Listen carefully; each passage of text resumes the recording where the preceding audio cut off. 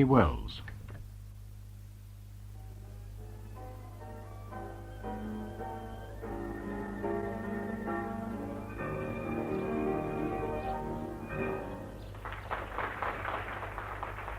In this year of grace, 1925, Mrs. Cheyney has lent her beautiful garden at Goring-on-Thames for a charity concert.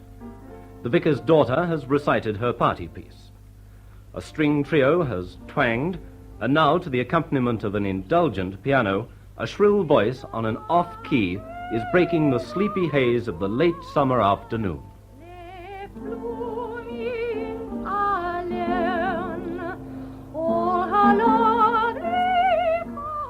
Let's leave them to it, shall we, and stroll across the lawn to the house. The French windows of the drawing room stand invitingly open, and inside the white-panelled walls and grey carpet are a welcome oasis, a veritable haven of coolness from the turmoil outside. Besides, Mrs. Cheyney's butler, Charles, aided by George the footman, is in the act of laying out a dazzling feast of chocolate eclairs, sandwiches and fruit salad, whiskey, sherry and cocktails.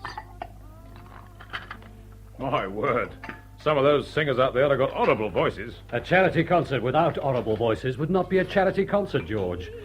And by the way, it's a small matter, but there is an H in audible. And where I come from, there ain't. Quite. Anyway, Charles, I never believed I'd see a garden so full of swells as I have today. I've called everyone me lord, and I ain't been contradicted once. The English middle classes are much too well-bred to argue.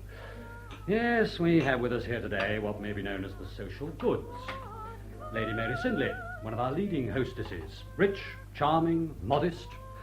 The beautiful Lady Joan Horton, 23. A woman who calls a spade and means it. Ah, yes, then we have the Honourable Willie Winton, a brainless ass. I like the old party they call Maria. In her way, George is a darling. Lady Frinton's business in life has been to find people. She has a habit of finding them on Tuesday and serving them up on a gold salver on Wednesday.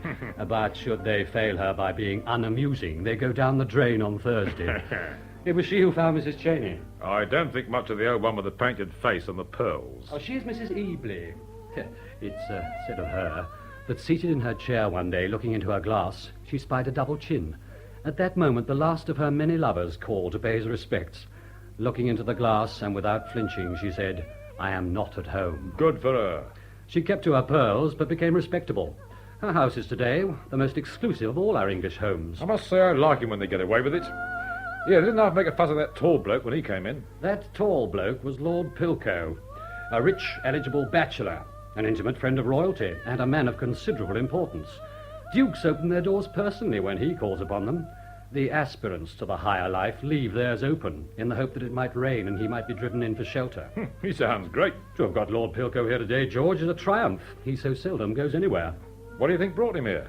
Well, you've heard the singing at this charity concert. Cool. So the intelligent assumption is he finds our mistress a very attractive young lady. Oh, Mrs. Cheyney's a knockout, all right. But Lord Pilcow has a rival, my Lord Dilling. Young, rich, attractive and clever. But he has allowed life to spoil him.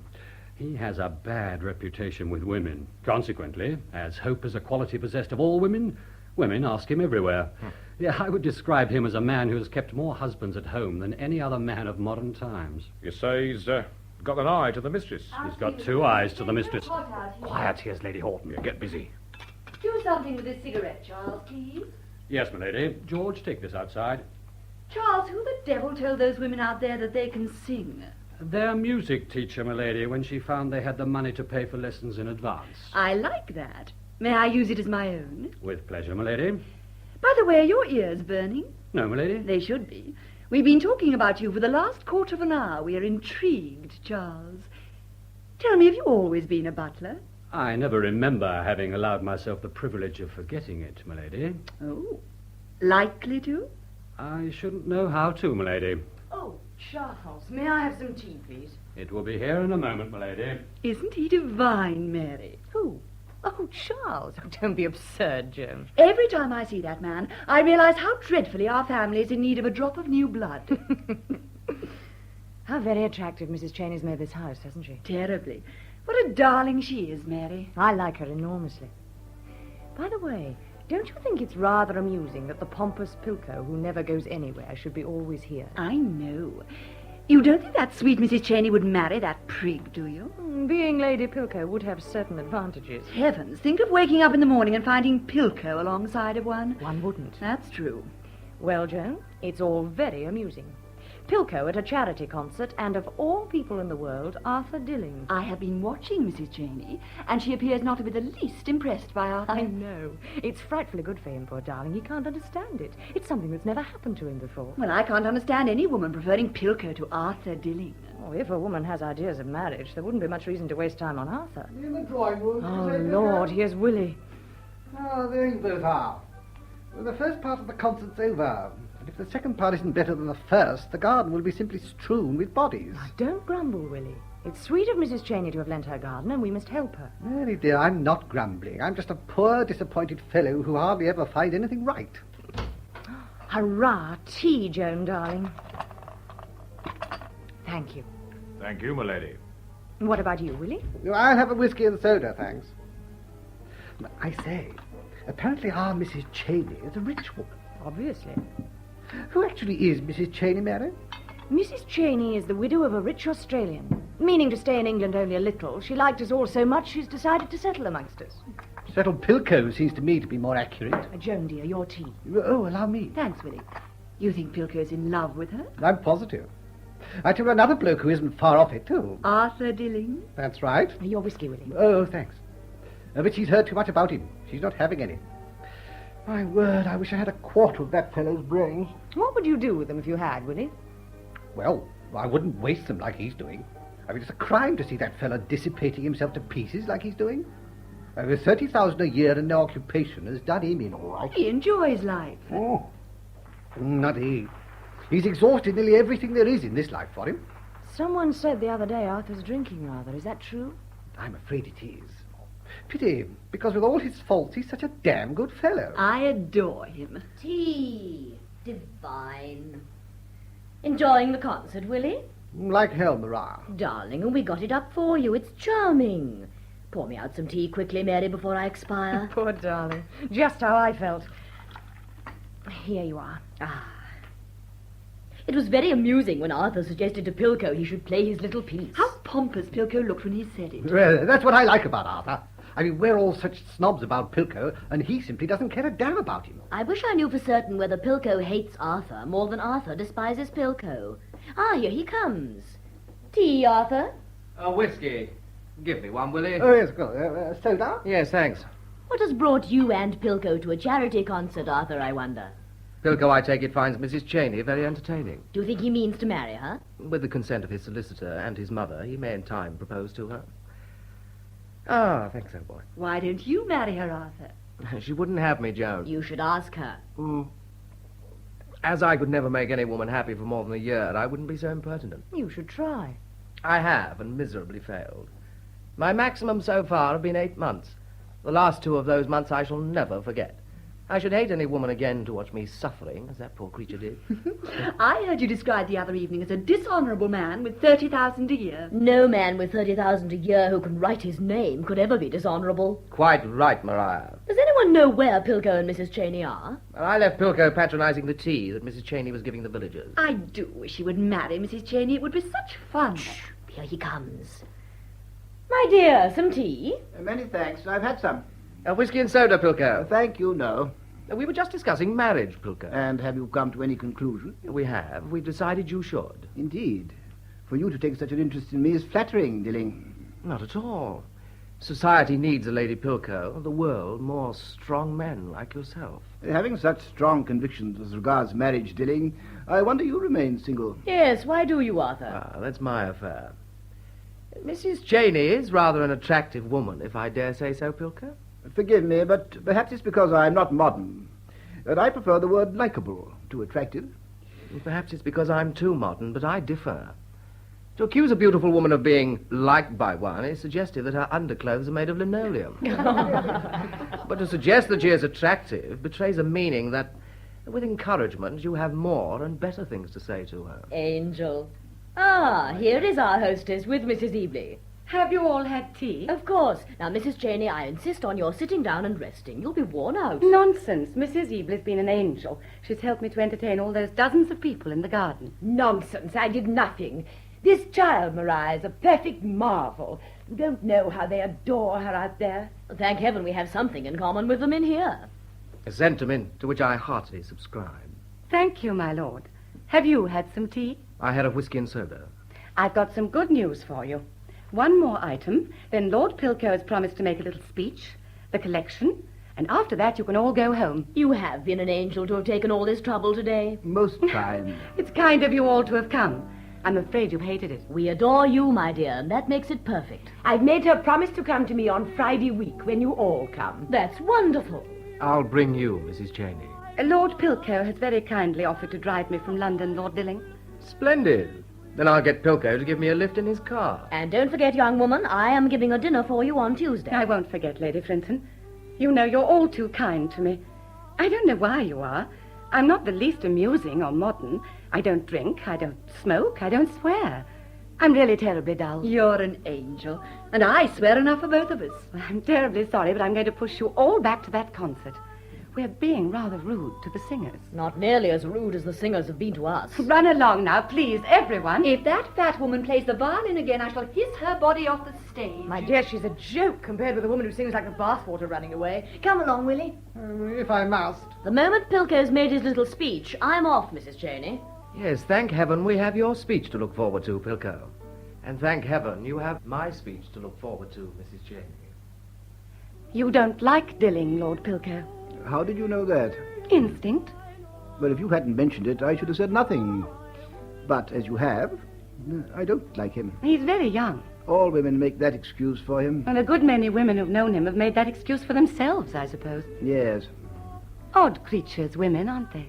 Frankly, I have to confess I know very little about women. So they tell me. May I ask what they tell you? Well, that you don't like women. But I hope I'm an exception. I should hate you not to like me. I do, very I'm glad. much. And I only hope it's mutual. It is. I like you very much. Thank you, I'm glad. By the way, my mother is writing to you today with the hope that you will be able to come and stay with us for a little. I'm afraid it'll be a little dull, but we would both be very grateful if you would come. Oh, it's most kind of your mother, and I shall write and tell her so, and how pleased I will be to come. I'm pleased, very pleased. I shall see you again before we meet at Mrs. Eble's. I trust so. I suppose it's a lovely house. Do you know, I've never been there. You are going that weekend. Yes, if you are going. Don't you like them? Oh, yes, very much.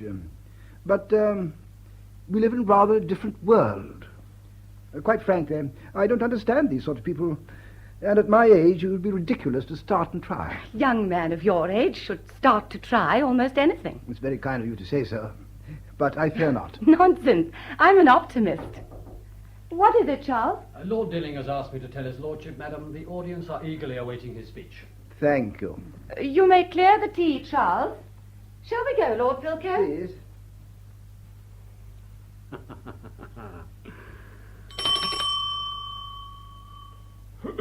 You rang, sir? George, clear these things. Yeah, righto.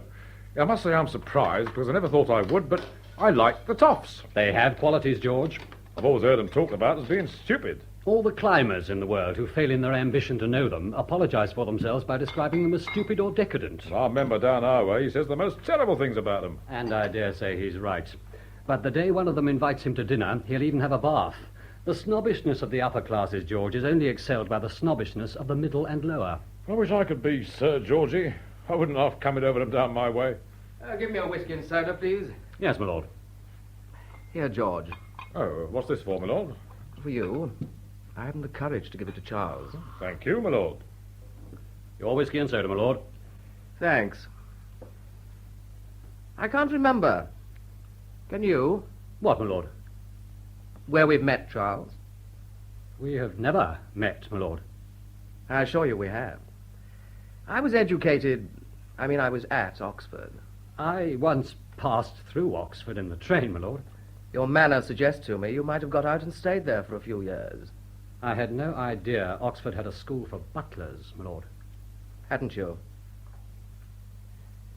Tell me, How long have you been with Mrs. Cheyney?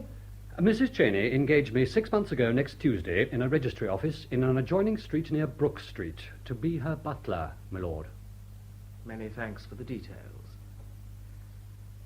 So you were not with Mrs. Cheyney in Australia? Has Mrs. Cheyney ever been to Australia, my lord? Didn't you know Mrs. Cheyney came from Australia? How should I, my lord? Mrs. Cheyney would never think of discussing her affairs with servants.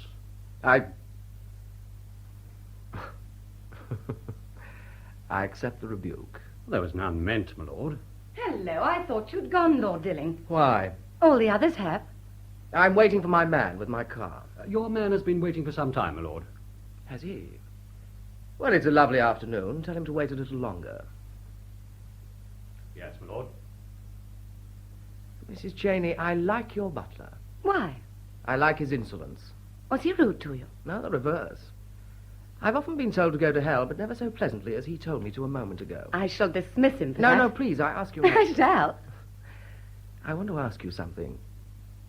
When you were in London, staying at the Ritz last week, I rang you up 5 times, and each time I was told you were out. What a shame. Were you out? No, each time I was in. I thought so. Twice I answered it myself and told you I was out. May I ask why? Certainly. I don't care to be alone with you, even on the telephone. Why not? It's my way of paying tribute to your reputation. Thank goodness. For a moment, I thought you were going to embarrass me by saying you were nervous of me. My dear Lord Dilling, if I allow you to call me, Fay, may I call you Arthur? I've always wanted you to. Fay. Thank you, Arthur. You were saying something? Oh, yes. You have the great distinction, Arthur, dear, of being one of the few men in the world I'm not nervous of. Mm-hmm. And I feel I ought to be. Modestly, may I ask why? Well, you're not bad-looking, exquisitely indifferent, even rude to people. A great sense of humor, brilliant, and... What else? Well, that's the trouble. Nothing else. I am what is commonly termed one of those who don't attract you. Isn't it odd? It's disappointing. I feel that, too. Tell me, did you learn the art of rebuking people so charmingly from your butler, or did he learn it from you? Neither. I expect Charles feels the same as I do. If there are to be insults, let's get them in first. I wonder if you would tell me what you mean by that. Oh, I want to, very much. During the short time you've known me, Arthur, dear, you've made me practically every proposal that a man can make a woman, with the exception of one. Marriage. I'm not aware that I've ever made a suggestion to you that could not be spoken from any pulpit in any church. This is all pure imagination on your part. How disappointing. What do you mean? I mean, I hate you to use the stock remark of all men when they fail with a woman. You're quite wrong, but I see your point. Because I suppose if a woman comes from Australia to England with the deliberate intention of marrying... Arthur, dear. Ring the bell, will you? What for? Charles knows where your hat is. I didn't intend to be rude. No, you weren't rude, I assure you. You were only just a little... feminine. Feminine? Well, really? Well, May I ask what there is to laugh at? Because I'm enjoying myself so much. It's so amusing to have put you in the position of embarrassment that you must have so often succeeded with women by putting them in. If I may say so, you appear to have a rather low opinion of me. It would be more civil of me to put it another way. I haven't a very high one of you. Really? Have you of yourself? Not at the moment. Oh, then there's hope. Thank you. I suppose you would despise me even more if I were to finish that whiskey and soda. Not at all. I should like you more if you didn't, that's all. I should hate you not to like me. Perhaps there's something else I could do for you. Oh, heaps. As, for instance? 1, live up to the reputation you have for possessing a sense of humor. Ha, ha, ha. Anything else? Stop living on the glory of your ancestors. What do you mean by that? What I say, Arthur, dear, you've done nothing. Your epitaph at this moment is only this. Oh, he was a good fellow. Metaphorically, he lived on the dole. His only success was with women. I resent very much being talked to in this manner. One always hates a thing one's not used to. And you have no right to. No, really. I resent equally as much being treated by you as a what? Well, there are various names for that particular type of woman. When I've never given you the slightest encouragement which would have given you the right to... You must see my point, Arthur, dear. If anything I have done suggested that, yes. Will you be an angel and tell me exactly what was in your mind to say to me when you came back here after the others had gone? Go on. Pretend you're in a hunting field and you have to be a sportsman.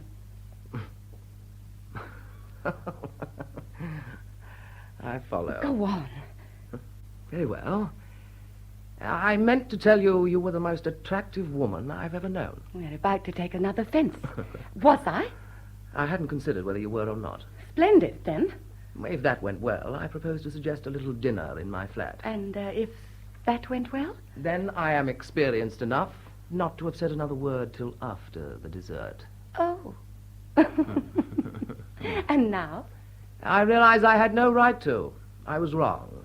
I beg your pardon. And in future, I should never dream of asking you to dine with me without a couple of bishops. You didn't mean all those things you said just now? I like you so much, every one. Am I really as bad as that? Really? Good Lord. I may be a teetotaler tomorrow, but I feel I shall be very drunk tonight. But why? You've depressed me.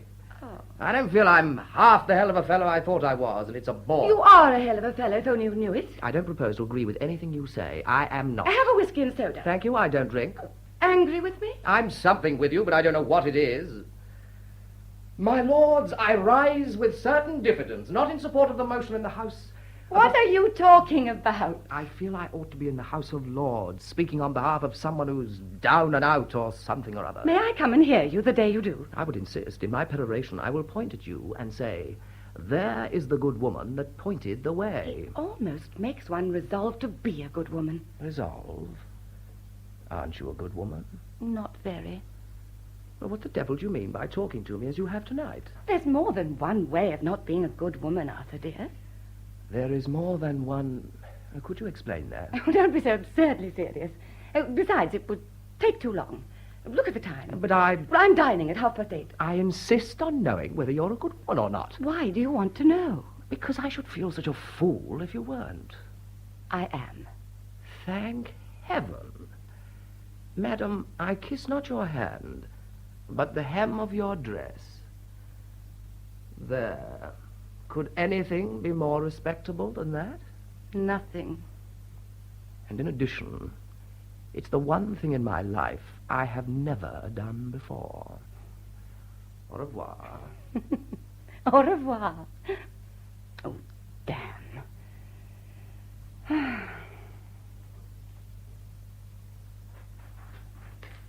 Good evening.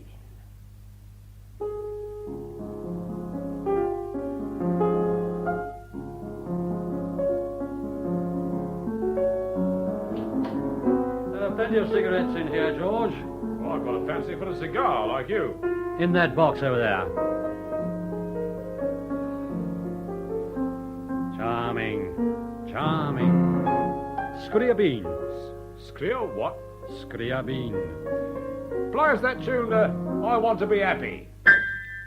My dear, don't look like that. Not a pretty pair of pets you look, don't you? Thank you, darling. Well, I've got the invitation. When? I'm asked to stay with Mrs. Ebley as an honoured guest on Friday week. Great. Wonderful. The pearl she was wearing this afternoon struck me as being worth, say, at a venture, 20,000. Yeah, I hope she's got better ones than that at home. Much.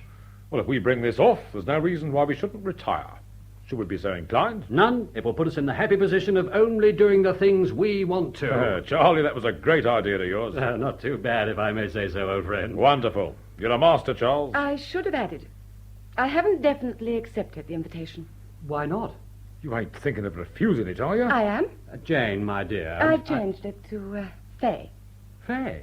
Delightful. I prefer it. May I ask why you're in doubt? Certainly. I happen to like these people very much. And in consequence, at the moment, I'm finding it rather distasteful to take Mrs. Ebley's pearls from her. Oh, chuck all that. Very little of George, Charles, dear, will decide me definitely not to do it. Quite. I see Jane's, Faye's point perfectly. The idea of persuading perfectly charming people into inviting you into their house for the purpose of robbing them isn't pleasing me at all. Yeah. You've had none of these scruples before. No, but during my adopted career, I've never before come in contact with the people I have to carry on my profession with. No. And you ain't going to do it? I'm in grave doubt, George, darling. Yeah, can't you do anything, Charles? Aye, what can I do? Well, can't you tell her to stop behaving like a fool? I can't, because I know so well how she feels. I remember on one occasion practically having got a wallet containing a large sum from the pocket of a client when I heard him say something rather kind and attractive to the person he was with. It was very wrong of me, but, I was so touched I put it back. Oh, for heaven's sake. Let us sing him number 225 and have done with it. So, Mrs. Cheyney's fallen for our swells. I suppose that describes it. They're charming, and I like them. Perhaps you have ideas of being Lady Pilcow. I have a suspicion I will refuse that. Well, the other fellow ain't the marrying sort, you know. So he tells me. Do you like Dilling Fair? Terribly. Oh, don't be alarmed. I'm going to refuse him, too. I'm relieved. Do you mind telling me what we've been giving you lessons for every day this week? I'm sorry, but I didn't quite realize when I adopted this profession that the people I would have to take things from would be quite so nice. Quite. So, we've spent months planning this, teaching her all we know, dressed up as butlers, she pretending to be an Australian widow, and on the verge of the greatest coup that's ever been made, she turns sentimental and refuses to do it. I rather enjoyed it. I'm not trying to persuade you, my sweet, but there is this to be remembered. The pearls we want from Mrs. Ebley were taken by that lady without a scruple from the wives of the men who gave them to her. I know that. And if you got them, there is this to be said. You would be in a position to say farewell to your profession, should you care to. That I've thought of, too. Quite. But you feel a little sentimental about it. Yes, I only know I'm sorry I took on this particular thing. I feel for you, because I'm on the side of all repentant people. But I have a leaning towards the wise ones who make certain their repentance is going to be spent in comfort. I would quote Mrs. Ebley as an instance. Yes, that's true. I don't want to do it. I've never heard such damn nonsense in all my life. Not at all. I'm full of sympathy for her. And after all, if she'd been sentimental, she would never have taken the pearls herself, would she? She certainly would not. That's true. George, oh dear, what was the name of that tune you wanted me to play? I want to be happy. So do I. I want to be happy, but I can't be happy till I make you happy too. Life's really worth living when we are both giving. Why can't I give some to you?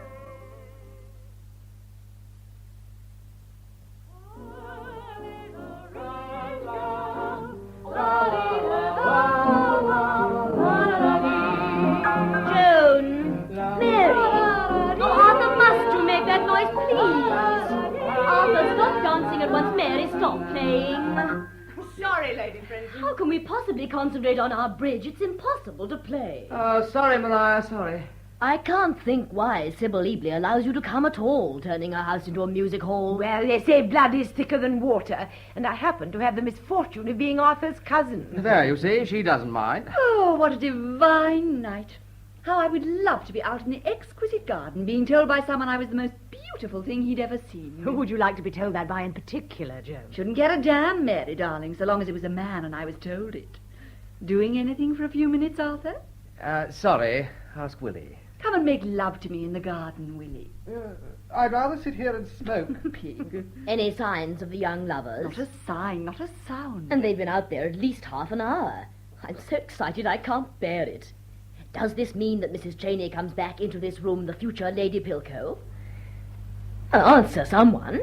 But does it necessarily follow, because two people stay out in the garden alone for half an hour, that they should return engaged to be married? No two people ever stayed alone in a beautiful garden on a beautiful night like this without something happening. And as it's Pilcow, I say that it's marriage. I disagree. Unless he's very much altered, I suggest he is describing to her in detail the history of England. If he is, I hope she tells him she's not that sort of woman and smacks his face. I should have thought you knew more about the geography of gardens than Pilcow, Arthur. I suggested that to her myself. What did she say? She said I knew too much about them. Arthur, darling, I'm going to ask you a question. Am I in love with Mrs. Cheyney? How did you know? Because it has been evident that you've been going to ever since we arrived in this house 2 days ago. And are you? Well, as everyone is expected to contribute something to this weekend party, my contribution is this. I think I am. You think you are? Oh, divine. To what extent? That I don't know myself. Stuff and nonsense. Now, what are the symptoms? I've suddenly discovered a liking for little children. That sounds like the real thing. During the time I've known her, I've also discovered that in the past one has eaten too much. That one only needs a little food. Go on, darling. Sleep, I find, is not essential. The man's This is really in love. marvellous. Marvellous. What else, Arthur? It's the first time in my life I have been seriously obsessed by any woman. Do you like it? Of course he likes it. Yes, I do, rather. Well, you must admit it's rather generous of me to tell you all this. Particularly as she may at any moment return into the room, affianced to another. It's divine of you, and it's the first thrill I've had since that horrid man tried to be familiar with me in a railway carriage. Curious how you've never been able to forget that. My dear Sybil, it was 2 years ago, and each day I grow older I feel the only literature I care for is railway timetables. Arthur, dear, having admitted all this, I can't understand why you doubt that you're in love with her. She won't have anything to do with me. She prefers to me what I've always considered the world's prize ass. It may be that I'm piqued. I wonder if she's doing it on purpose. What do you mean by that, Mary? She may be merely encouraging Pilko to encourage you. If she is, then she isn't a bit what I think she is. Good Lord, the man's got it so badly he thinks her different from any other woman. I do. It's an extraordinary thing. But when an old man or a bad man falls in love, heaven help them. Shh, they're coming in from the Playing garden. bridge on a divine night like this. Shame. To have gone out would have been sacrilege to your divine night. Why? We all know each other too well. Oh, really? Mrs. Cheyney has a very bad headache, Mrs. Ebley. Who shall blame her? I've been trying to persuade her to take something for it. But of course, there's some aspirin in my room. Oh, please, Mrs. Ebley. I get them so often that I'm trying to get rid of them without taking anything. But if it gets worse, I'll come in to you for them, if I may. I insist that you do. I always keep a stock in my room. Thank you so much. Well, I suggest an early bed. Perhaps just another rubber. You would rather not play, Mrs. Cheyney? I won't, if you don't mind, Mrs. Ebley. You'll play, Arthur. No, I've got a headache too. Well, come along. Sit down, everybody. Come along, will you? Arthur, do come and play. I can't, Maria. I'm in terrible pain. Pilko, will you make us up? Certainly, if you want me to. You've no idea, Arthur, what a perfect night it is out there. It's as light as day. Let us go out then and see you exaggerate. I have a headache. Come outside. Fresh air is what we want.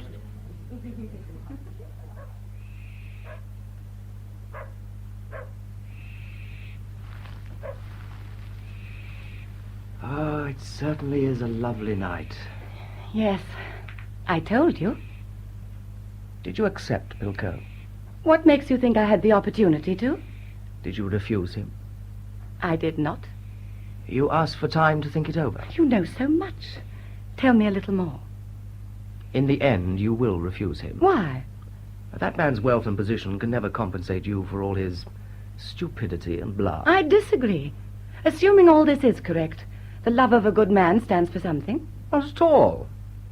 That is proved by the fact that it's always a bad man who is the correspondent. Tell me, why are you so interested in my marrying Lord Pilko? Obvious. I'm in love with you myself. From anyone else, that would suggest a proposal of marriage. If you like. Don't look like that, Arthur. Otherwise I'll believe you. You can. You seriously mean to tell me you want to marry me? I wouldn't say that. Don't misunderstand. To me, the idea of marriage has always been the death and burial of all romance in one's life. And heaven knows I've done all I can to persuade you that that is so, but you don't agree. Very well, as I like you so much... As I attract you so much. If you like. I am prepared to be at any church you like to name at 11 o'clock tomorrow morning. I must attract you very much, Arthur. More than I care to acknowledge, even to myself. For the first time, I don't understand myself. I'm unhappy when I'm not with you. I'm unhappy when I am. I can see nothing but you when you are present and nothing but you when you are not. Your voice is the only one I ever hear. In fact, let's face it, I've got it worse than any of God's creatures ever had it before. Oh. There are 3 reasons why I should like to marry you, Arthur. Being? 1, I like you terribly. Are the other 2 important? 2, It would be such fun to go to tea with all the women you haven't married. Oh, shuts up. And the third? Oh, I should be some sort of a widow again within a year. There's always a chance of that, but I think it's worth it. No. You don't agree? Why? I know too much about you, and you know too little about me. Is there anything more to know about you than I do? 3 volumes, closely printed. I give a great deal to understand what there is that I don't understand about you, Faye. It might amuse you. Might it? I hope so. I see. I take it my first and only offer of marriage is rejected. Have you been laughing at me by any chance? What makes you think so? I don't know. You look so strange. Oh, Lord, I should be very angry if you were. Are you laughing at me? The reverse. It's the first time in my life I remember not laughing at myself. What do you mean by that? Just that. You're an odd creature. I wish I weren't. There's some reason why you can't marry me. No. You just don't like me. I like being single. Can I ask you another question? Yes. Are you all that I think of you as a woman? In what way do you think of me as a woman? All the things that a man demands from a woman he is going to marry. I'm every one of the things you mean. I know you are. You're an angel. I really have got a headache. I must go in. I'm sorry. Let me get you some aspirin. No, thanks. I think I'll go to bed. Faye, may I be allowed a platitude? Yes? Perhaps in time? No. Just friends? That's right. I understand. Very well, we'll go in now. They seem to have finished their rubber. Here's Lady Joan and Lady Frinton. Have you finished, Lady Frinton? My advice to any man, woman, or child who likes bridge is not to marry Pilko. What has he done? He's done every conceivable thing that doesn't appear in the Book of Rules. I'm afraid I was very rude to him. Oh, dear, I'm always putting my foot in it. He's pompous even when he revokes. What a colossal ass he is. I like him. Oh, dear, oh, dear. I'm just going to bed. So am I, my dear. It's the only place I'm sure of not getting into trouble. Oh, come. Good night, Arthur. Good night, Faye, dear. Good night, Lady Joan. Good night, darling. Hope you'll be all right in the morning. Good night, Arthur. Good night, Joan. Don't stay outside too long. Good night, darling. Sleep well. Good night. Sorry Mrs. Cheyney has a headache. Yes. Joan, and now think before you speak. Supposing, only supposing, I asked you to be my wife, what would you say? I'll be ready in 5 minutes. What? Well, 4. Good. Why? Heaps of reasons. I give it up. I'm going in. Oh, don't leave me. You're being so interesting. Where are you going? I'm about to resume my ordinary life. I'm going to fetch a whiskey and soda. I'll be back. Don't be long. Good evening, my lady. Charles, what on earth are you doing here? I'm delighted. You are, my lady? Ever since I've known you, I've always said to myself, but what does he look like in ordinary clothes? And, my lady? I had no right to doubt you. Thank you, my lady. My mistress, I understand, has gone to bed. Yes. Do you want Mrs. Cheyney particularly? No, my lady. A cable came for her, and as I heard her say she expected an important one, I thought I'd better bring it over. I've also enclosed some letters that have come for her in the parcel, my lady. I'll give it to her. If you would be so kind, my lady. Good night, my lady. Good night, Charles. I must go and tell Arthur. Oh, there you are at last. Complete with whiskey and soda. Who do you think has been here since you left? Well, that's easy. I watched the tete-a-tete from the window. Well, what did Charles want? Brought Mrs. Cheyney a parcel with some cables or something. I see. Arthur, I'm going to ask you a question. Do clothes make the man? Because I've got a splendid answer. I don't know. Clothes can alter a man. How? I'll tell you. Some years ago, quite a number, there was a crook fellow living at the same hotel in Monte Carlo that I was. No one knew he was a crook, and we all liked him because he was rather amusing. Well, one day, he was, as it were, caught in the act. Everybody started to chase him, and as I could run faster than the rest, it amused me to run in the opposite direction to my crook friend, with the result that they all followed me, and he got away. What's that got to do with clothes? Nothing. Only years later, he was dressed differently, and I didn't recognize him. Which I call a damn dull story. Maybe. I'm going to bed. I'll take that parcel up to Mrs. Cheyney on my way. No. Go and talk to her for a minute. I'll bring it up, which will give me a chance to say good night to her. You haven't half got it, dearie. All right. I'm a sport, but don't be too long. It's getting damp out here. I'll come up in a moment. But first, I'm going to have a look. An empty 100 cigarette box.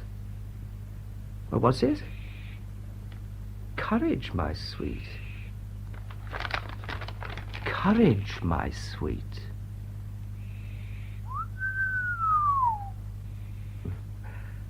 Well, I'd better let her have it.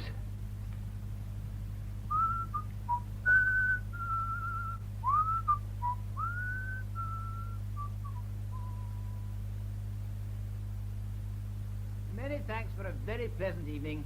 Good night, Mrs. Evelyn. Wouldn't you like something before you go to bed, No, Pilko? many thanks. Good night. Good night, Lady Mary. Good night. Good night, Pilko. Good night, Lily. Oh, what a dull man. Well, Arthur, we thought you disappeared for the evening. Yes, indeed. Quite time you came in. By the way, Arthur, were you serious when you told us you were really in love? My dear, it was my odd way of being amusing. Oh, I do wish you would marry Arthur. I wanted to once. Why didn't you? 1, she refused me. 2, I have an idea she was everything I thought she wasn't. How tragic. Tell us about her. I've told you all that I know, Mary. Well, I'm going to bed. Good night, darling. And don't forget, breakfast at 10. Oh, Mary, give this to Mrs. Cheyney, would you, on your way up? Her butler brought it. You might tell her that. Certainly. Good night, Arthur. Good night. What's the matter, Arthur? You look so worried. I? No, I'm not a bit. A little tired. So am I. It's been a particularly happy weekend, Sybil. I've loved having you all. If I may say so, our little friend, Mrs. Cheyney, has considerably contributed to the pleasure of... I simply adore her. That is a sweet woman, Arthur. Very. By the way, where did Maria find her? Do you know? She met her first, I believe, at the tables at Cannes. Ah. Then, by some accident on the way home, they found they were staying at the same hotel in Paris. And Maria, with that love she has of finding new people, took her up and showed her the sights, as it were. I envy her. That's a job I would have enjoyed. I'm sure you would.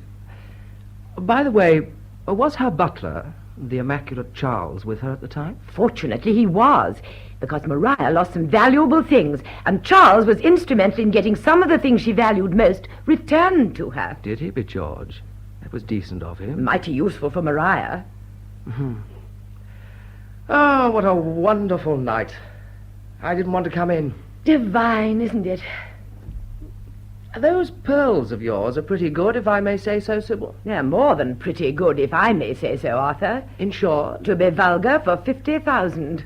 Where do you keep them at night? Oh, I don't know. Alongside my bed. Yeah, I'd like to sleep with £50,000 alongside my bed. Don't be ridiculous. You look terribly tired.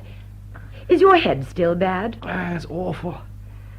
I haven't slept for 3 nights. Slept for 3 nights? Why?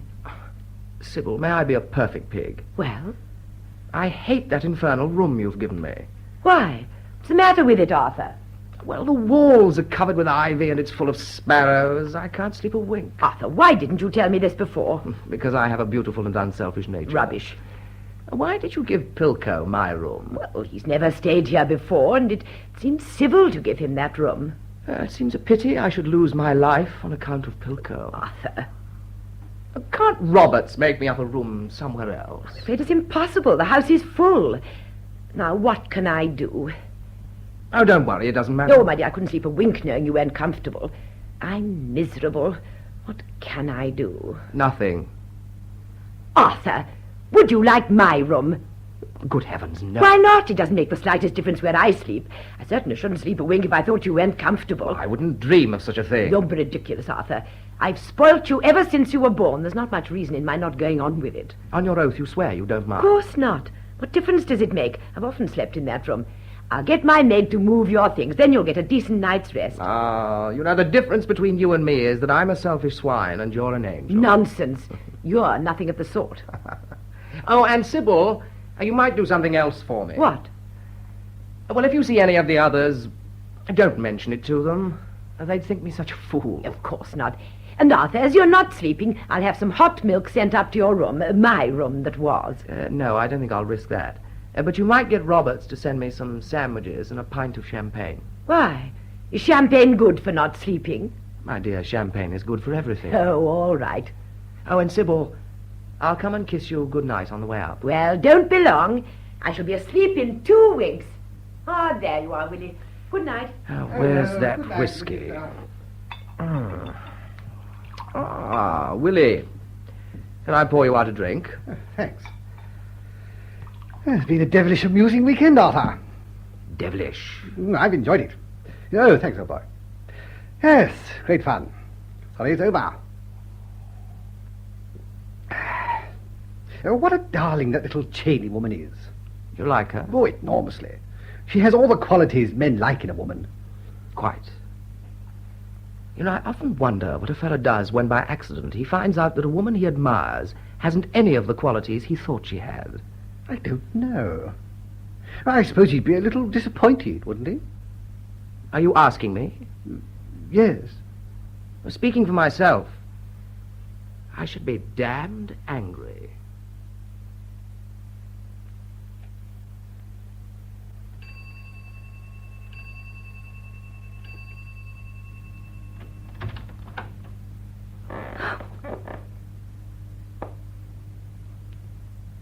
Mrs. Ebley? Mrs. Ebley? Asleep. The dressing table. Arthur! You know, I had a feeling you would come. What do you mean? Look, champagne and sandwiches. Could anyone, I ask you, be more thoughtful? I thought this was Mrs. Ebley's room. I came to ask her for some aspirin for my head. As a host, I'm superb, really I am. I even thought to borrow them, too. Here they are. Pearls. I don't know what you mean. Why are you in this room? As I've said, I had an idea you were coming into it. And as I like you so much, I tricked Sybil into changing rooms with me. Let me out of this room, do you hear? I will let you out when the penalty of coming into it has been paid. What do you mean? What I say? Unlock this door, do you hear? Unlock this door and break it down. Well, why don't you? But if you want them to know who you really are, and believe me, when they do, they will have considerably less sympathy for you than I have. There is a night bell. Ring it and rouse the butler. I do hope you'll believe me when I tell you I sympathize with you very much. You mean that being locked in a room with you alone? On that, my inclinations are to congratulate you. I meant you nearly made such fools of us all. It seems a pity not to have allowed you to complete it. Cigarette. Thank you. How did you find out, Arthur? I recognized your... What is Charles to you, by the way? My butler. Yes. I meant in his spare time. My butler? How did you recognize him? I saved him from jail once before. You couldn't see your way to making a habit of it? I've always had a horror of doing the same thing twice. I sympathize. By the way, where is Charles at the moment? Underneath the window with a very bad headache, waiting for the aspirin. Forgive me being inquisitive, but are you married to him? I'm nothing to him, except that we're in business together. Terribly nice cigarettes. I'll send you some. Oh, that's sweet of you. I'll give you my address tomorrow, when I know it. Why? Are you thinking of changing your present one? I have an idea that you may make it difficult for me to keep it. Ah. One always expects to pay a little more for a thing one wants enough. Quite. But I don't think I want it enough to pay your price. But I've never mentioned it. Haven't you? I confess I've been wanting to spend an evening with you like this ever since I knew you. I even offered you marriage. But I refused. You did? But surely the assumption is you've changed your mind. How clever of you. So if I understand you rightly, if I agree to stay, you say nothing. Nothing. Of course I shan't. And if I don't? Oh, come, you wouldn't be so ungenial. What's the matter, Faye? It's an original way of punishing a crook. And only another crook could have thought of it. Yes. It amuses you? Immensely. But of course I know it shouldn't. In fact, I realize if I were a really nice woman, I should hate you. But I don't. I feel rather flattered.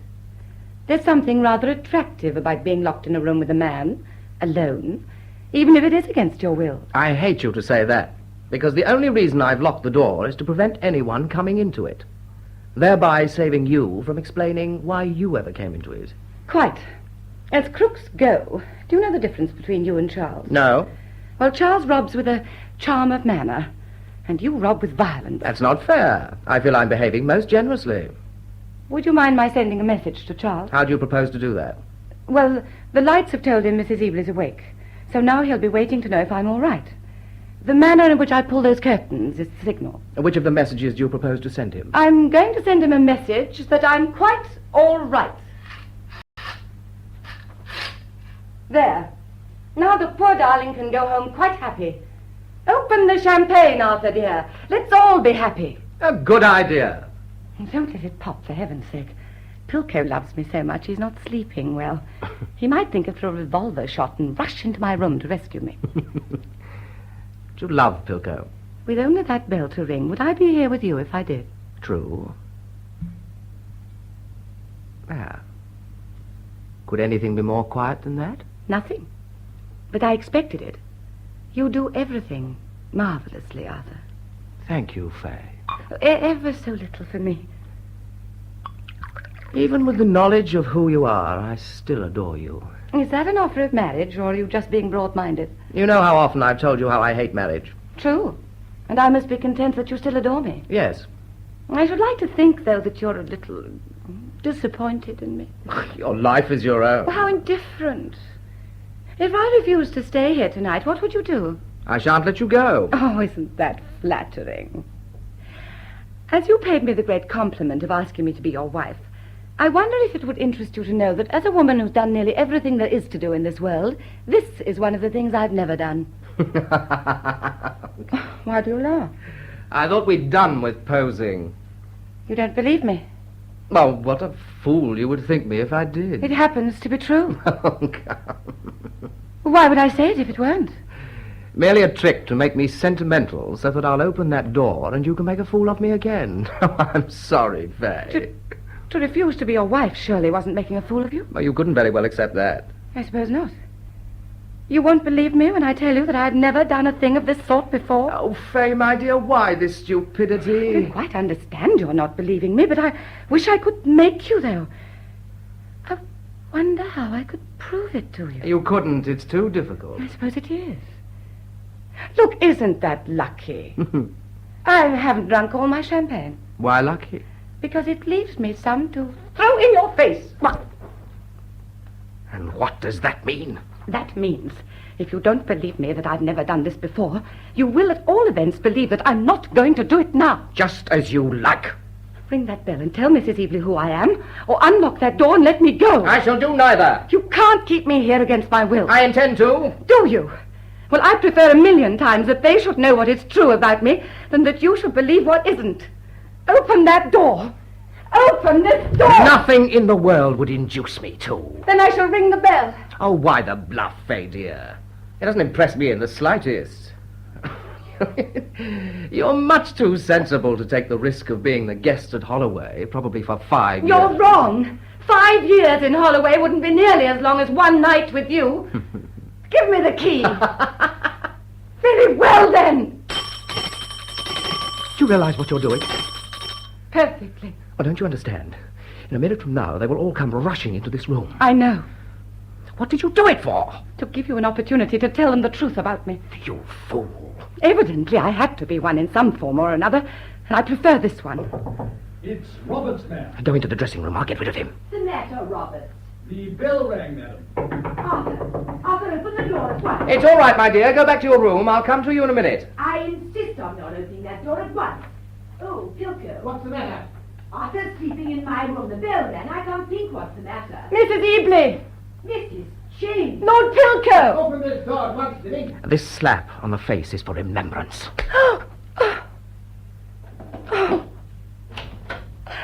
What is the explanation of all this? Good Lord. Lord Dilling has something to tell you, Mrs. Eveley. What is it, Arthur? What is it, Dilling? Do you hear? Would you prefer that I told them? Arthur, do you understand? I insist. I'll tell you. I persuaded Mrs. Cheyney to come into this room by false pretenses. In the presence of you both, I humbly tell her that I have behaved like a cad. Cad? You're the lowest thing I've ever known. I don't know what to say to you, Arthur. I had no idea you could ever do a foul thing like this. I was perfectly aware of it. You will remember in the letter I wrote you, I told you the type of man he was, Mrs. Cheyney. So, pretending you couldn't sleep and accepting my offer to change rooms was merely a trick to get Mrs. Cheyney into it. Yes. Dilling, I, for one, will, and I hope every decent person in this world will. Can't you? Everybody should. Except the insurance company. They should love him. What do you mean? Look, My pearls! What's the meaning of this? it means I came here to... I like them as much as you do. You mean you were going to? Yes, There must be some mistake. none. I don't know what to say to you. I'm bewildered, horrified. I prefer to deal with you in the morning. Please go. Yes, I'll go.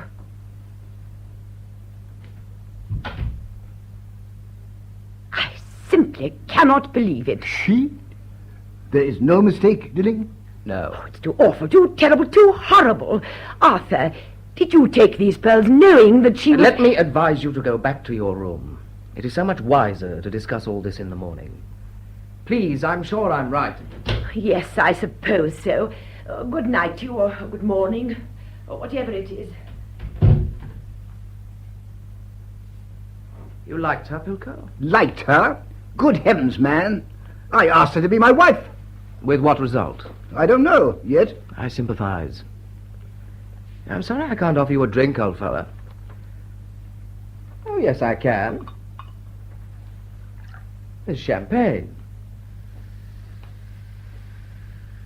Here. Have a drop of our fiancés. Bacon and eggs, my lord? No, thank you. Just toast. Coffee, Pilko? Thank you, yes. Your coffee, my lord. All right, Roberts, you needn't wait. Yes, madam. I give it up. I simply give it up. Pilko, what do you think? I don't know. I had no idea.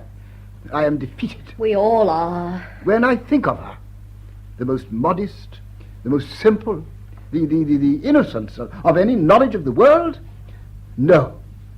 No, I can't believe it. Nevertheless, the one woman of all the women in the world that you and Dilling have chosen to be your wife is a crook. I know. You love her very much. Yes. No. No, how can one love a woman of that description very much? I agree. And the way she trapped me into taking her up. What a fool I'm going to look. Not only have I made the most ridiculous fuss of her, but with pride I've introduced her to everyone I know. The way she's treated us is too terrible. What are you going to do with her, I ask? I've been thinking for hours what to do with her. Her confederate, the man Charles, you will have no trouble with. He expects no sympathy. He arrived here early this morning and gave himself up. It's this woman. Our duty, of course, is to send her to jail as well. No, that is impossible. My view is the man should go to jail and she be given the alternative of either going with him or leaving for Australia by the next steamer. Obviously, she will accept the chance of going to Australia with alacrity, and that way we get rid of her forever. I'm so angry I can only think of jail for her. Such a thing is out of the question. Think of my position in this matter. President of a hospital, president of the Lifeboat Institution, a chairman of various societies for the protection of unhappy women, director of a bank. Mrs. Ebley, do you realize that is only a few of the public appointments, I hope? I do. A man who has regularly contributed to the Times on all questions of social reform, even subjects of religion. If it became known that I asked this woman to be my wife, will you tell me what subjects I will be able to write to the Times about? The lifeboat. Quite. But after all, it's only your word against hers. Oh, you could deny having asked her to be your wife. The revolting thing of it all is, I cannot. Why? Being inexperienced and unacquainted with the manner one makes a proposal of marriage to a lady, I wrote it. Oh, dear, how terrible for you. Poor lamb, I see it's going to be very difficult for you, and who knows, perhaps expensive. It was a letter teeming with affection and sentiment. It took me days to write it. Dilling says the cinema rights of it alone are worth £10,000. How dreadful, I am sorry Oh, for a great you. pity, a great pity. And that is not all. It pains me as much to tell you this as it will pain you to hear it. But I must be frank with you. It will make a breach between us, but it is my duty to tell you. Duty to tell. In that letter, I wrote my personal opinion of each one of you. You wrote your... Do I understand that you have put on paper anything which might sound in the least disparaging about me?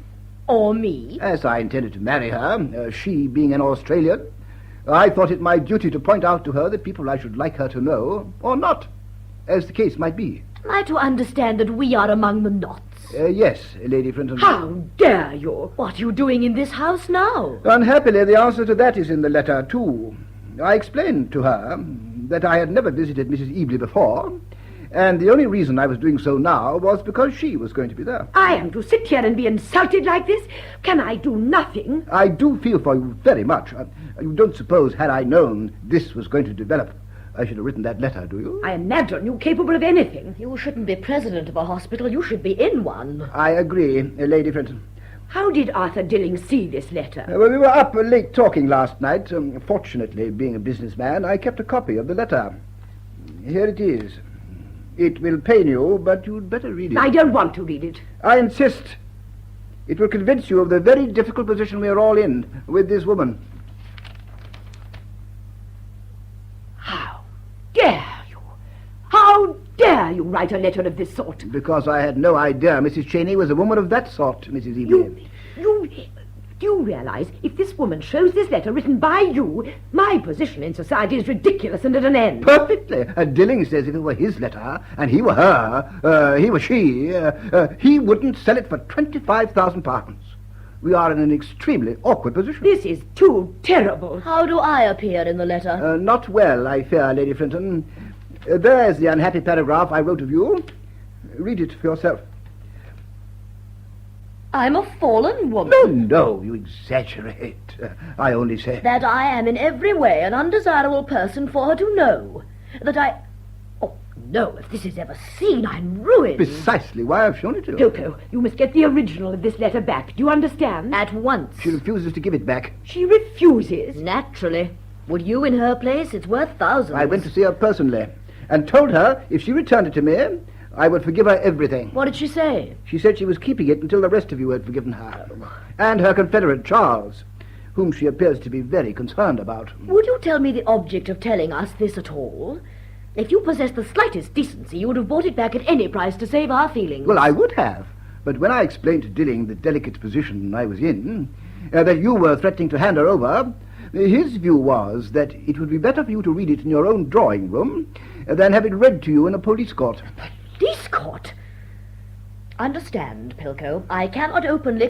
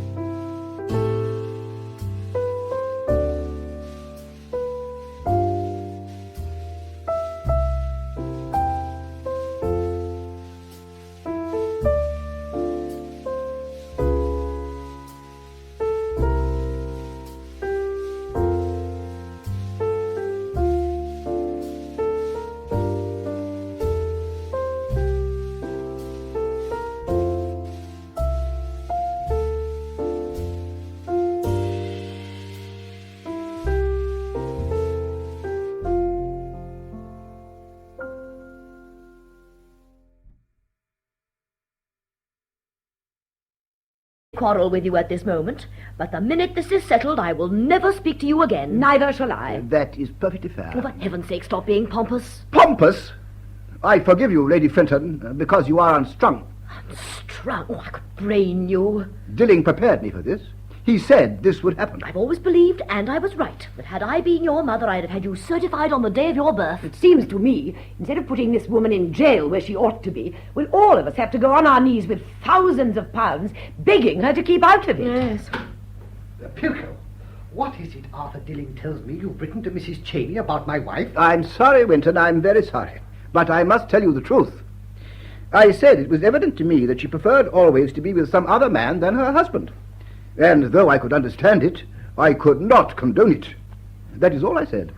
He says that is all he said. Well, it's a lie. Kitty would rather be with me than any man. Oh, I'm sure she would. All I mentioned was, she never was.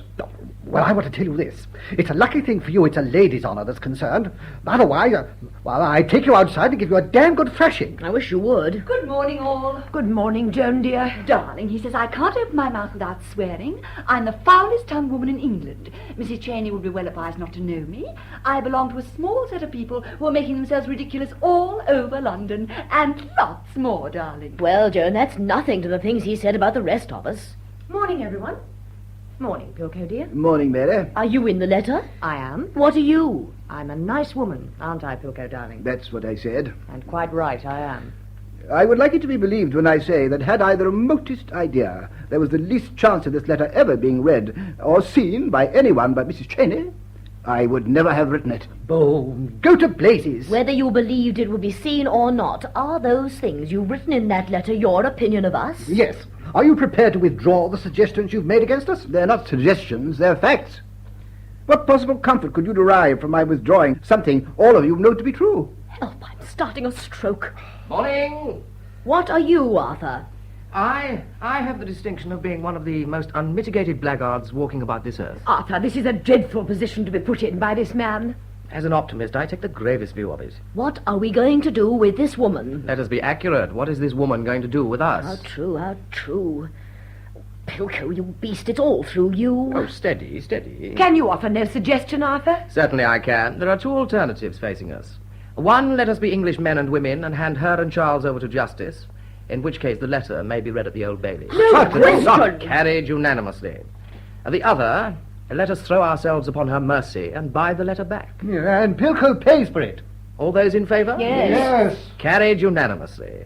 Shall I settle the figure, or will you, Pilko? I am not a rich man, Dilling.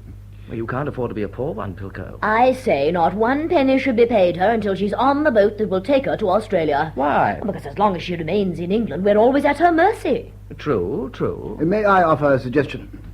But the man who pays certainly should. Then my view is this. We should not for a moment let her think that letter important. We should offer her a passage back to Australia, and in consideration of her returning the letter, the matter is at an end. Oh, don't keep on being an idiot. Do you think she'll accept that? She will, if we tell her the other alternative is having her arrested. In other words, we put up a bluff that we don't care whether she has the letter or not, that it is unimportant. And, if necessary, I will say I never meant a word of it. Well, there's something in what he says. It does save our dignity a little. Thank heaven I'm a nice woman. Don't be vulgar, Mary. The only nice women in the world are the ones who've had no opportunities. You assume too much because I'm able to keep my mouth shut. Business, please. The attitude you suggest we take is that we are a lot of light-hearted boys and girls who don't care a damn. So she either coughs up the letter, consents to return to Australia, or we hand her over to justice. Sounds right to me. It seems to me if we convince her we're determined people, it will have some considerable effect on her attitude. I say, I've got an idea. Now, supposing we send for one of these policeman fellows. Well, they can see him, and he needn't know why he's here. That's a good idea, Willie. That is an extraordinarily good idea. What do you think, Arthur? I know it's a good idea. It will prove that we are people who are not going to be trifled with. All those in favour of the policeman? Carried unanimously. Willie, telephone for a policeman. Yes, right. What shall I say we want him for? Anything but the facts, of course. You needn't think because you're a damn fool everybody else is. Willie, tell him we don't like the look of next year's asparagus. No, Arthur, be serious. Willie, Tell him we're suspicious of one of the servants. Roberts won't mind, Sybil. Right, I'll do that. Well, what's the next move? I suppose the next move is to send for these horrid people. Yes. Is it your pleasure that I put this proposition to Mrs. Cheyney, or would you prefer that Pilko should do it? Good heavens, hasn't he made sufficient mess of it already? I should think so, indeed. Do you approve that I should, Pilko? Please. Sybil, kindly ring the bell. Joan and Mary, I would ask you to keep as quiet as possible, and if you would, Pilko, I would ask you not for one moment to cease looking like an English gentleman. It's all right. The chief inspector is coming himself. Good. Ah, Roberts. Yes, my lord. Roberts, would you kindly ask Mrs. Cheyney if she'd be good enough to join us here? Arthur, what about the man? Charles, the man. Oh, yes. Roberts, by the way, you might also tell Charles, who I believe is waiting downstairs, that I would like to speak to him for a moment. Yes, my lord. I believe Mrs. Cheyney and Charles are in the library, my lord. Ah. That, if I may say so, was rather delicately done. You will be firm, Dilling. Oh, stand by me. Be grateful that I'm an unmitigated blackguard. It's too terrible to think that instead of merely handing these people over to the police, we have to be clever with them to save ourselves. Shh, they're coming. Guilty. Ah, you admit it. Won't you take a chair? Allow me. Oh, thank you.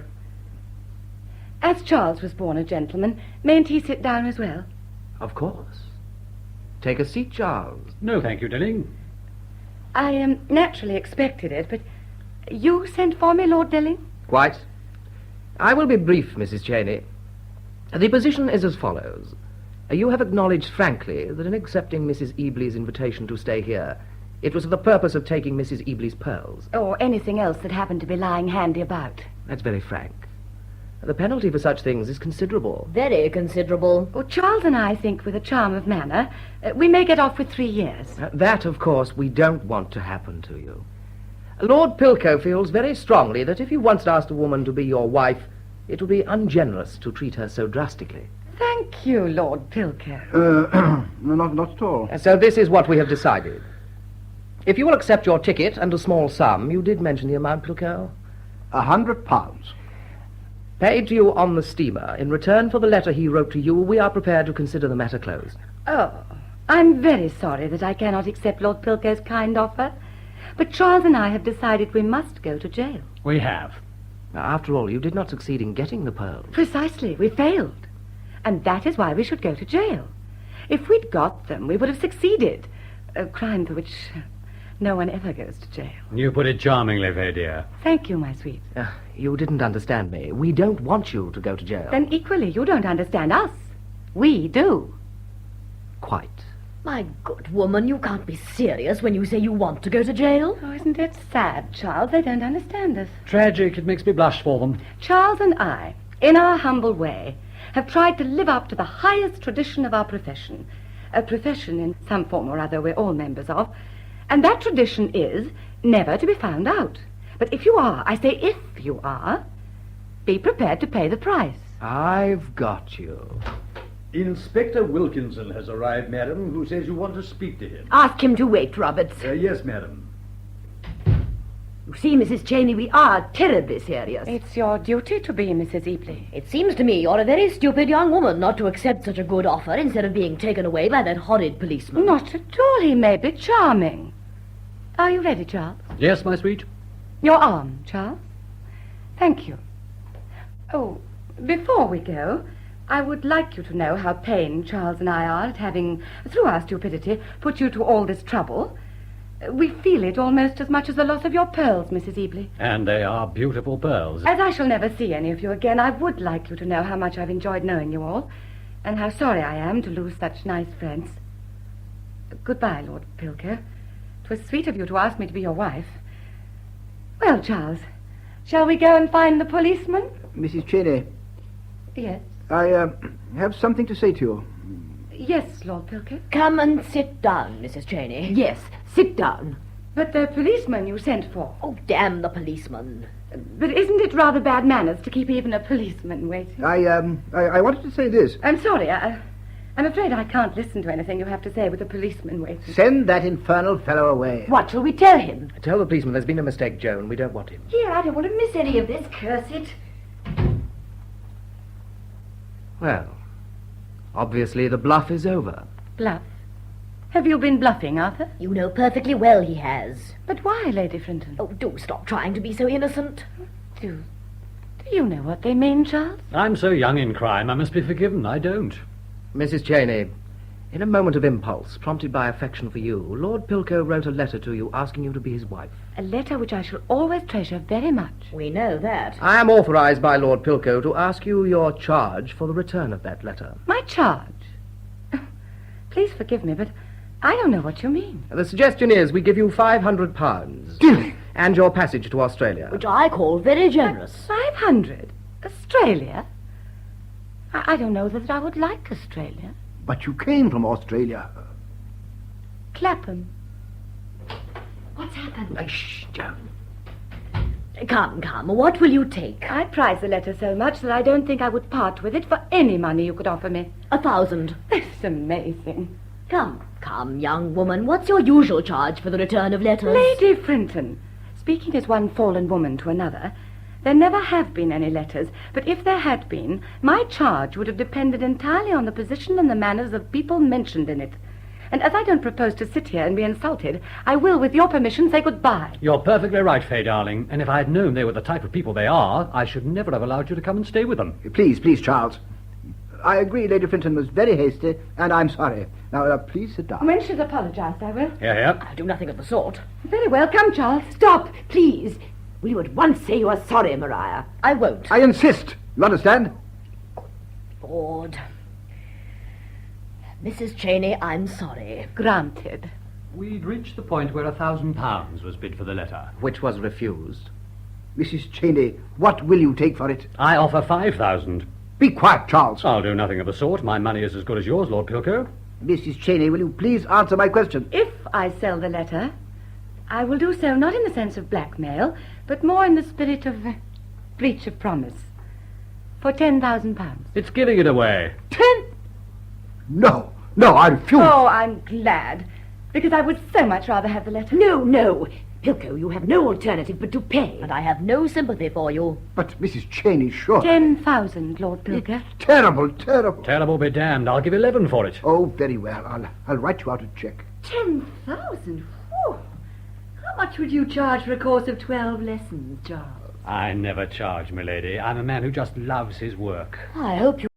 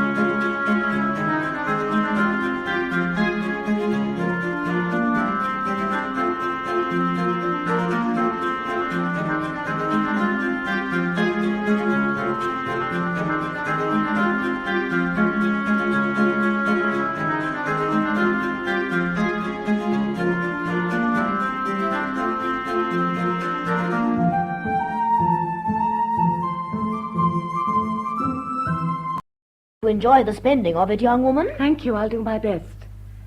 And what is your contribution to this, Lord Dilling? I wish to be associated in Lord Pilko's cheque for £10,000. Here is my check, Mrs. Cheyney. The letter, please. We all have something in common then, after all. Very little, thank heaven. Oh, but we have. Or why this money to keep it a secret? Fay, you've torn up the check. What are you doing? I'm doing what I did with the letter. You mean you'd already destroyed the letter? I had no idea that it had any money value until Charles told me this morning. I hope you will find all the pieces in this envelope, Lord Pilker.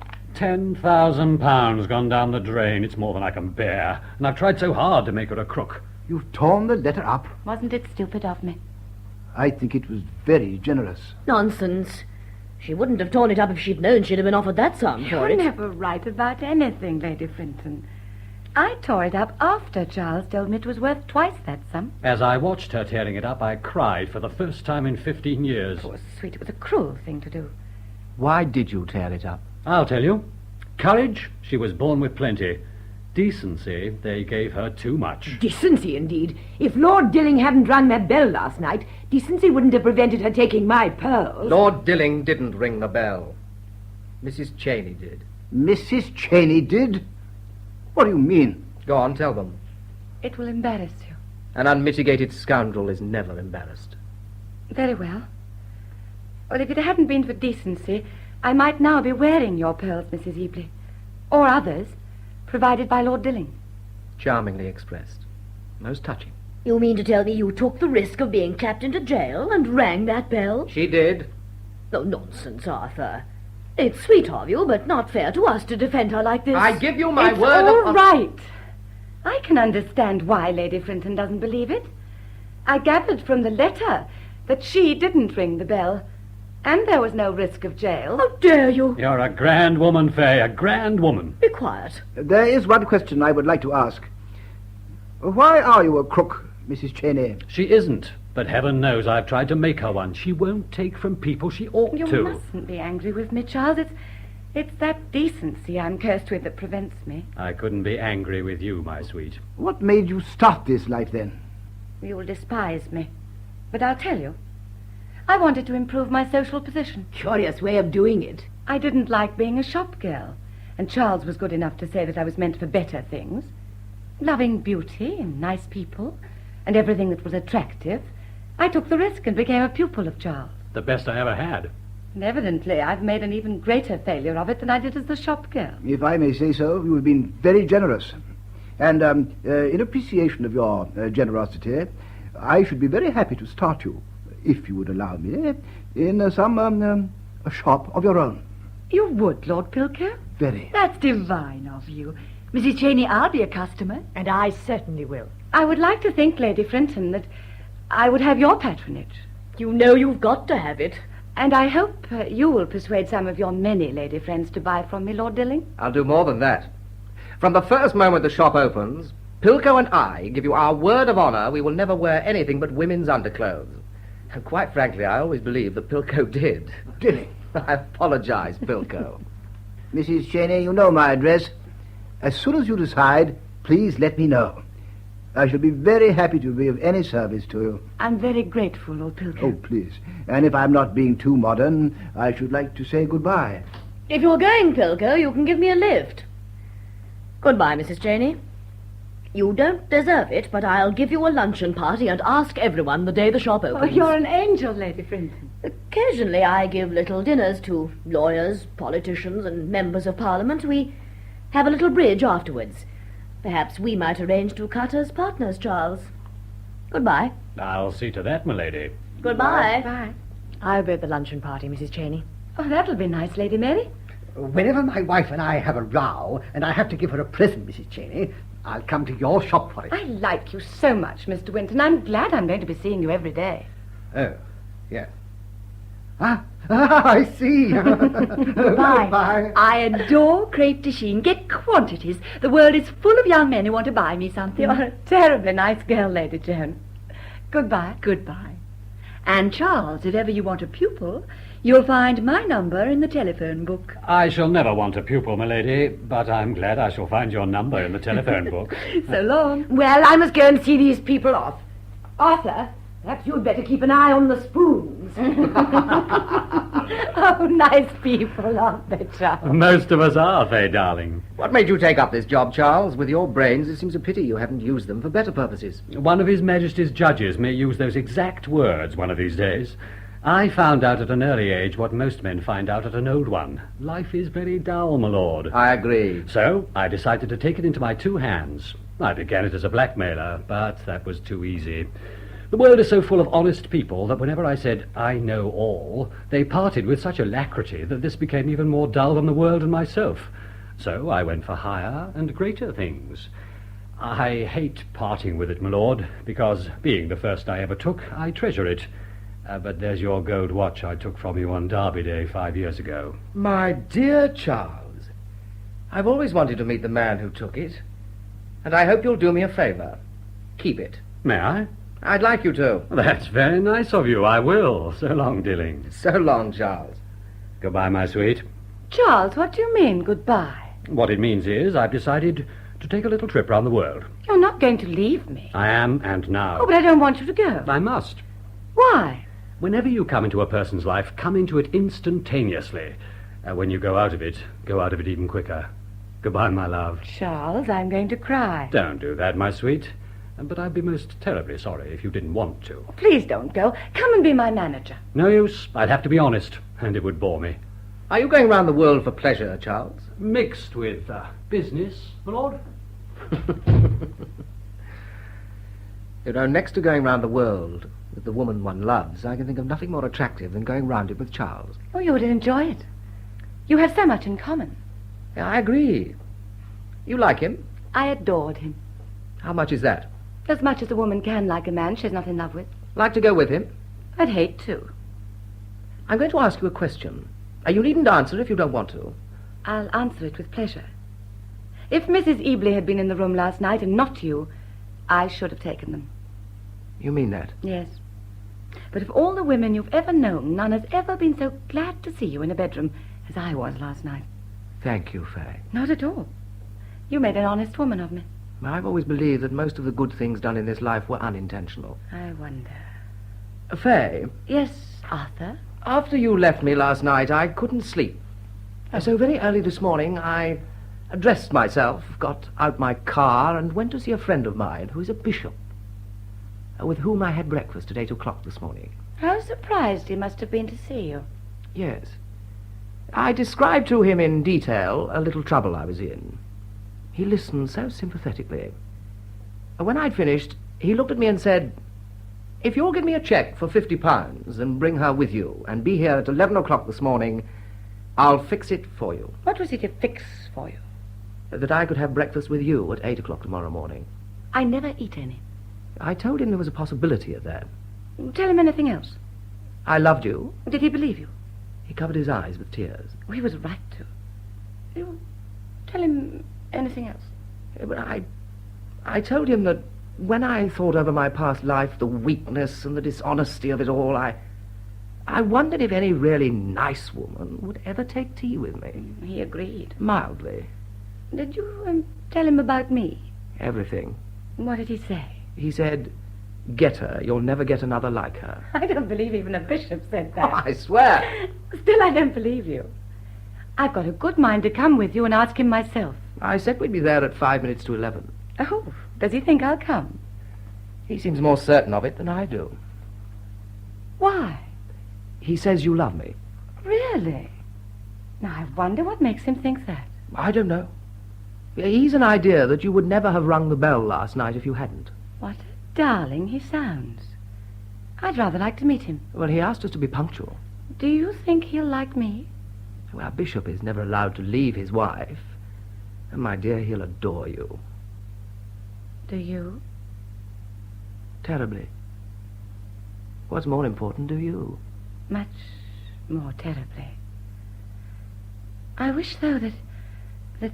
Shh. Close your eyes, darling. What's that? That is the last of Mrs. Cheyney. I'm so glad. Now come very close.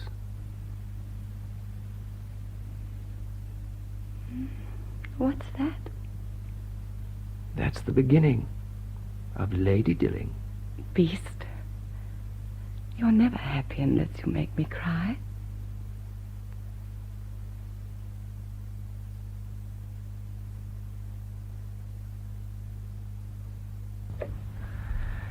The Last of Mrs. Cheyney by Frederick Lonsdale was adapted for broadcasting by Peggy Wells and featured the members of the company of the New Theatre, Bromley. Jane Hilton played the part of Mrs. Cheyney and Trevor Bannister Lord Dilling. Lord Pilko was played by Aidan Turner, Lady Mary Sindley by Anna Barry, Mrs. Ebley Joy Andrews, Charles Brian Badco, Lady Joan Houghton Janet Hargraves, Willie Winton Peter Hughes, Lady Maria Flinton Margot Jenkins, George Anthony Baird, and Roberts Humphrey Morton. The play, which was recorded, was produced by Ronald Mason.